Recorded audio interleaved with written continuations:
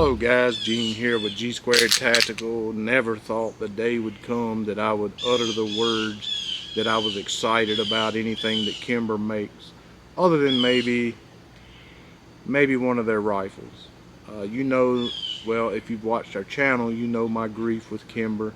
You know some of the issues I've had with them in the past, where I bought one of their micro all metal frame guns, 9mm, 600-700 rounds in, customer service being complete pricks, no help at all, telling me it needed to be broke in, but even after 600-700 rounds it's still stovepiping, couldn't get through a single magazine.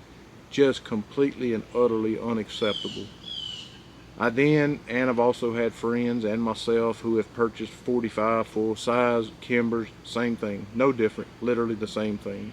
400 or 500 rounds in, still stovepiping, still failing to feed.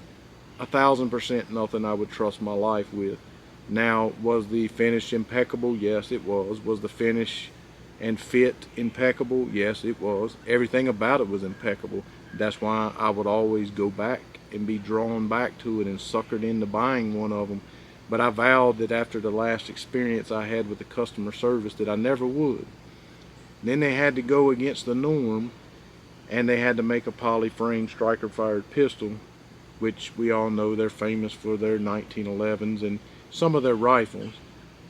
So I was intrigued, but I would see it on the website, the local gun store we would frequent. Nope, ain't doing it, just skim right past it really fast. But I got sucked in a couple of times thinking that it was a GX4, a Taurus GX4, and I'd click on it and say, wait a minute, that ain't a GX4, that's a Kimber. Because it looks very similar to the Taurus GX4 in my personal opinion.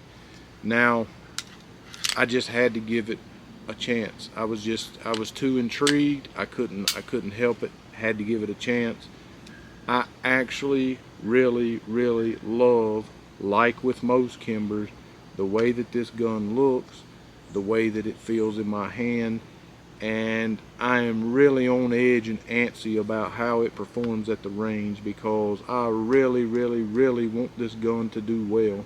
It's like I told Trey, if it does well at the range and it performs and it does not malfunction, it's definitely going to see some holster time for me. I really like this gun that much. The fit, finish, everything about it. It was the Shooting Illustrated Handgun of the Year. They say that it's best in class accuracy and that has been confirmed.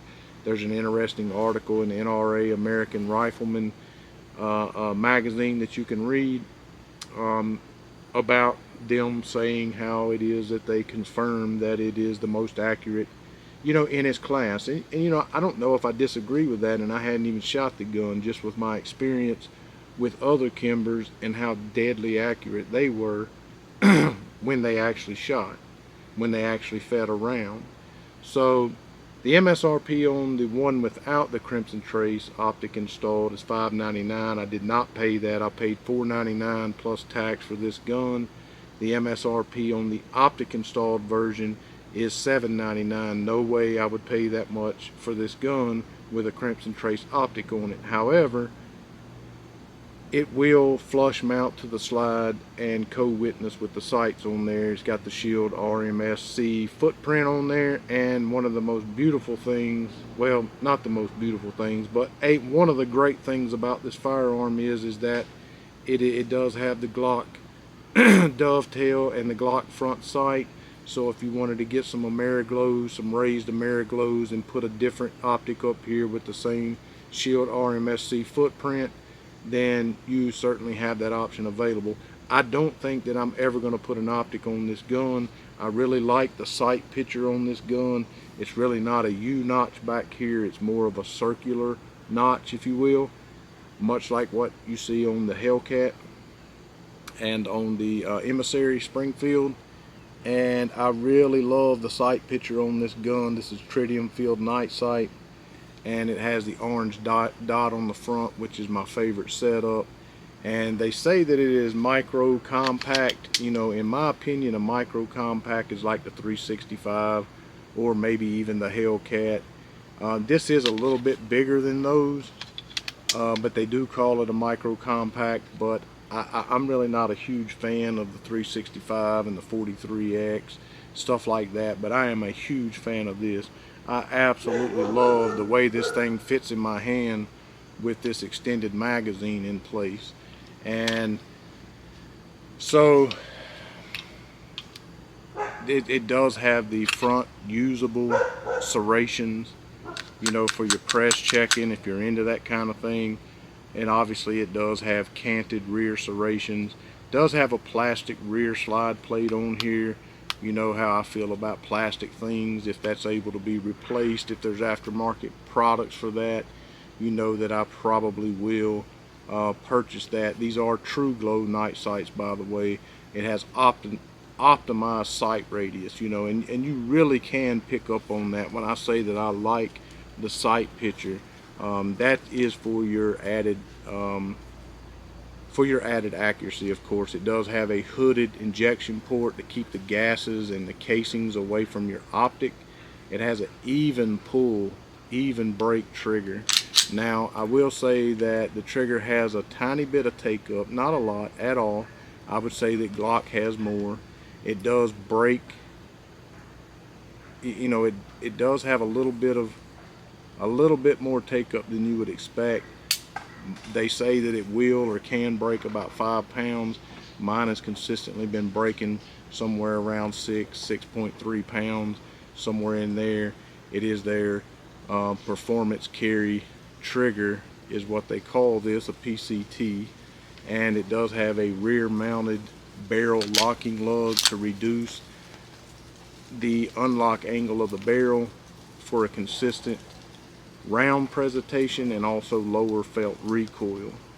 The gun is balanced very well. It does feel very, very nice in the hand. It does have an FNC hard coated barrel and a slide that is also stainless steel and FNC hard coated as well. The entire grip, except for the very, very front here where you do have this cutout, it's not really a pick rail or anything like that. It's just kind of a, like you might see on the H&Ks, a little cutout in the bottom of the slide here. That's really the only area on here that does not have the texturing. Now, typically I don't like that, but Kimber done very, very well with this. As you would expect, they do well with most of the finishes on all of their guns. It does have a deep cut muzzle crown. It does have a well undercut trigger guard here. I mean, really, really well. That just attributes to how well it holds in the hand. It does have ambi controls and, you know, ambi slide lock, ambi mag release. And although it is inset in the frame, the mag release that is, I can manipulate that mag release without adjusting my grip. And you know that I am a little bit of a snob about that. It does have a captured recoil spring and an overall weight of about 19.5 ounces and an overall length, or width should I say, at the grip of 1 inch, overall length of 6.2, and the barrel is a 3.37 barrel with a 1 in 10 left hand rate of twist. And I just cannot wait to get to the range with this. Like I said, it did come with 2 magazines. It looks like a 10 and a 12 rounder. This one is extended. This is the one I like the most. It does feel the best in the hand, of course. You will lose your pinky rest if you put the other one in there, but it still feels really, really nice in the hand. It did come with a nice hard case to carry it in, if you like that. If you don't, again, can't wait to get this gun to the range. And we hope you guys enjoyed today. Make sure you hit the thumbs up. Make sure you subscribe if you have not already. Be sure to share this and set your alerts when you know something else is coming up. Thank you and God bless.